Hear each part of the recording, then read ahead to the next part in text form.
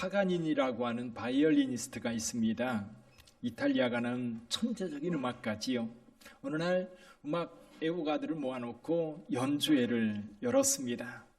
이 파가니니가 열정적으로 바이올린을 연주하고 있는데 한참 이제 고조되고 있는 상황에서 바이올린 줄을 하나가 툭 끊어집니다.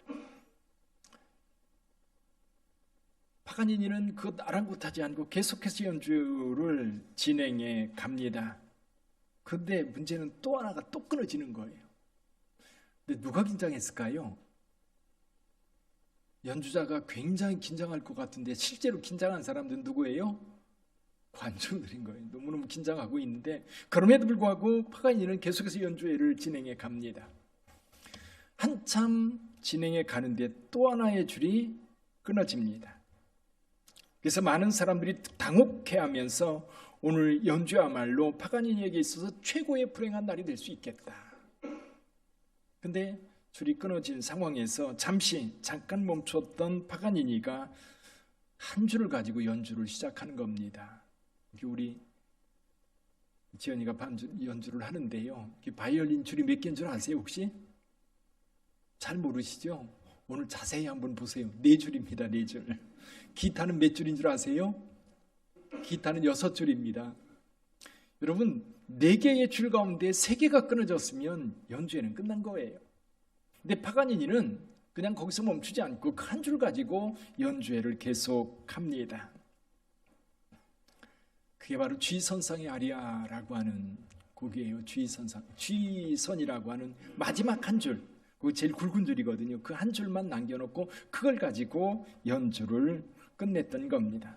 그래서 파가니니는 그 이후에 대단한 명성을 가지고 사람들을 감동시켰던 그런 연주가입니다.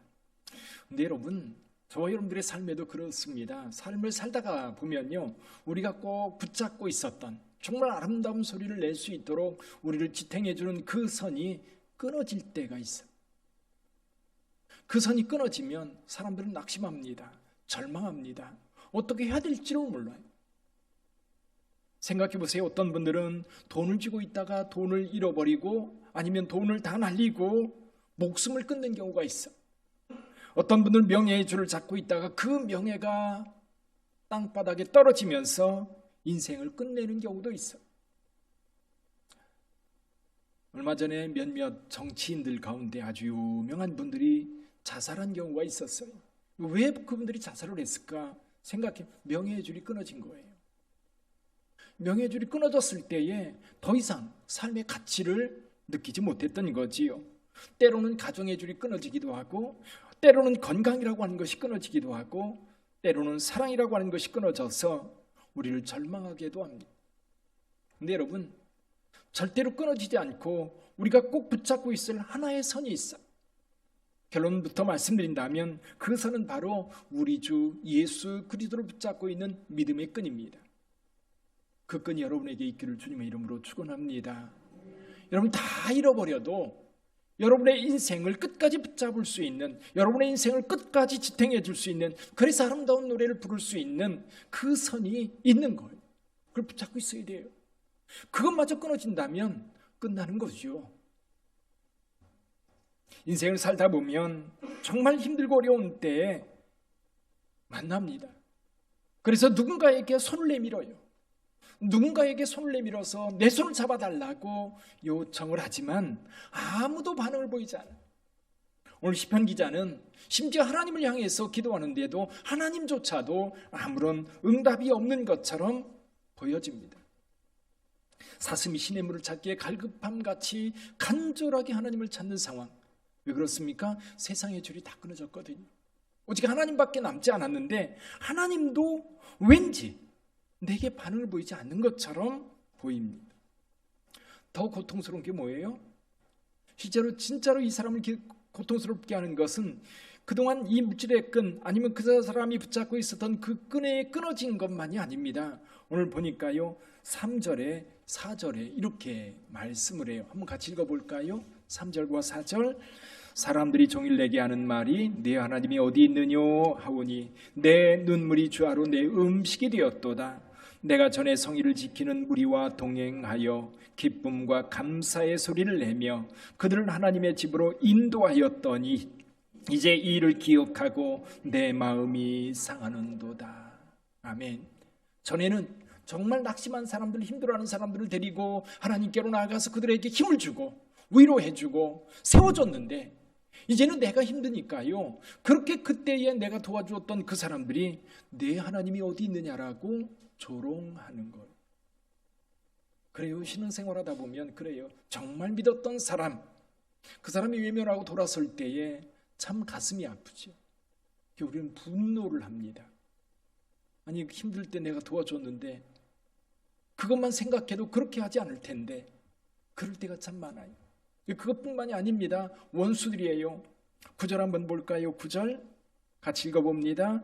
내 반석이신 하나님께 말하기를 어찌하여 나를 잊으셨나이까? 내가 어찌하여 원수의 압제로 말미암아 슬프게 다니나이까 하리로다. 10절도 읽어보지요. 내 뼈를 찌르는 칼같이 내 대적이 나를 비방하여 늘 내게 말하기를 내 하나님이 어디 있느냐 하도다. 내 하나님이 어디 있느냐? 내 하나님이 어디 있느냐? 그동안 예수 믿는다고 교회 다녔지 않냐? 그동안 예수 믿는다고 그렇게 잘난 척하지 않았느냐? 근데 지금 네가 어려울 때에 그 하나님이 어디 있느냐고. 아마 여기 계신 분들 대부분 한두 번 좀 들어봤을 거예요. 어떤 분들은 지금도 지속적으로 듣고 있는지도 모르겠어요. 근데 그 말이요, 내 뼈를 칼로 찌르는 것 같은 아픔으로 내게 다가오고 있다는 거지. 이렇게 어렵고 힘들 때 우리는 과연 어떻게 해야 될까? 우리는 과연 어떻게 이 상황을 극복해 나갈 수 있을까? 오늘 본문에 이 시편을 보면요, 시편 1절부터 5절, 그리고 6절부터 11절, 그리고 43장으로 넘어가면 똑같은 내용이에요. 43장도 1절부터 5절까지. 근데 여기 결론이 뭐냐면 5절, 11절, 43장, 5절 똑같은 말로 반복하고 있어요. 이 낙심하고 있는 스스로에게 말합니다. 우리 한번 5절 읽어볼까요? 같이 읽어보지요. 내 영혼아, 네가 어찌하여 낙심하며 어찌하여 내 속에서 불안해하는가? 너는 하나님께 소망을 두라. 그가 나타나 도우심으로 말미암아 내가 여전히 찬송하리로다. 할렐루야. 오늘 이 5절 말씀에 답이 있어요. 첫째는 뭡니까? 낙심하지 말라는 거예요. 낙심하지 마라. 내 영혼아, 네가 어찌하여 낙심하며 어찌하여 내 속에서 불안해하는가? 낙심하지 마라. 낙심이 뭐예요? 낙심의 정의를 보니까요, 바라던 일이 이루어지지 아니하여 맥이 풀리고 마음이 상하는 상황이라고 그래요. 낙심이 뭐예요? 내가 소원하는 차, 어디 여기 도로에 주차해 놓으셨어요? 잠깐 키를 좀 전사님 드리죠.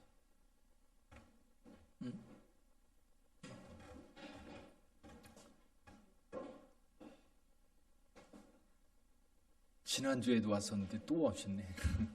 죄송합니다. 좀 얘기를 좀 해놓으세요. 예배 끝날 때까지 좀 안. 그래. 예, 여기 보시죠. 그래서 낙심한다라고 하는 것은 마음이 상하는 것을 이야기해요. 낙심하는 이유가 뭐예요? 내가 바라는 것들, 내가 바라는 그것이 성취되지 않고 그것이 이루어지지 않을 때 어떻게 돼요? 낙심하는 겁니다. 근데 낙심하게 되면 문제가 뭐냐면 믿음이 사라져요. 그래서 불안한 겁니다. 믿음이 사라지는데 이웃을 향한 믿음도 사라지고 하나님을 향한 믿음도 사라지고 나를 향한 내 믿음도 사라져 버립니다. 결국 이 낙심이라고 하는 것은 믿음을 저버리게 되고 결국 불안하게 만드는 상황이 되어버립니다. 이 무디의 설교에 결정적인 영향을 끼쳤던 한 목사님이 계세요. 헨리 무하우스라고 하는 목사님이신데, 이 목사님이 한 번은 너무너무 힘든 상황이 있었어요. 정말로 힘들고 고통스러운 상황을 만났었는데, 그 상황 속에서 다시로 소개하는 아주 사소한 일이었음에도 불구하고 결정적 사건이 있었어요. 한 번은 너무너무 힘들고 지쳐서 집에 들어오는데 딸이 휠체어에 앉아있다가 아빠가 들어오니까 너무 반가워가지고 벌떡 일어나서 아빠를 맞이합니다. 근데 아빠의 손에 뭐가 들려 있어요. 아빠 그게 뭐예요? 엄마 줄 거란다. 엄마 어디 계시니? 엄마 2층에 계세요. 아빠 그거 제게 주세요. 근데 아빠가 순간 무슨 생각을 하냐면, 야, 너 다리도 불편한데 어떻게 그걸 엄마한테 갖다 주려고? 그랬더니 딸, 아빠 그건 저를 주시고요. 아빠가 저 안고 가면 되잖아요. 그렇죠? 아빠가 안고 가면 되잖아요. 그 순간 목사님 깨달은 거예요. 아, 그래. 하나님께서 나를 안고 가시는데 내가 왜 걱정을 하지? 내가 왜 염려를 하지? 순간 깨달은 거예요. 이것이 굉장히 모하우스 목사님이 사역을 하는데 큰 승리를 거두었던 결정적 계기가 되었다고 그래요. 그렇습니다. 아주 사소한 것 같은데 그 속에서 하나님의 은혜가 있는 것. 여러분, 우리 하나님께서 여러분들과 함께 하심으로 힘을 얻으시기를 주님의 이름으로 축원합니다. 낙심하지 마시고 일어서세요. 두 번째는 하나님께 소망을 두라는 거예요. 하나님께 소망을 두라. 다른 데 소망을 두면 실망할 수밖에 없어요. 낙심할 수밖에 없어요. 돈에 소망을 두거나 권력에 소망을 두거나 또는 아까도 말씀드렸던 것처럼 명예에 소망을 두고 있는 사람들은 그 명예가 사라질 때, 돈을 추구했던 사람들은 돈이 사라질 때에 그들은 낙심하게 되는 거예요. 낙심하지 않으려면 하나님께 소망을 두어야 될 줄 믿습니다. 요즘 우리가 새벽 기도 시간에 성경 어딜 읽고 있는지 아시죠? 어딜 읽고 있어요? 사무엘서를 읽고 있어요. 사무엘상을 다 읽고 사무엘하를 읽고 있는데 사무엘상에 다윗 이야기가 나오지요. 사울이 다윗을 죽이려고 끊임없이 쫓아다닙니다. 하여튼 여차하면 죽이려고.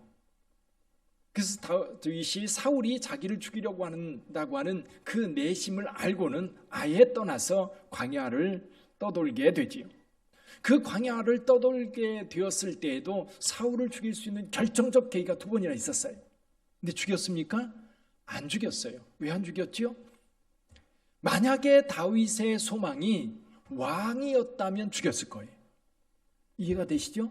만약에 다윗이 자기가 추구하는 것이 왕이라고 한다면, 내가 왕이 되는 것이라고 한다면 다윗은 사울을 죽였을 거예요. 나중에도 마찬가지입니다. 사울이 죽고 나서 아브넬과 이스보셋이 왕이 되고 아브넬은 군대장관이 되어서 11지파를 규합해서 사울의 왕국을 이어받았어요.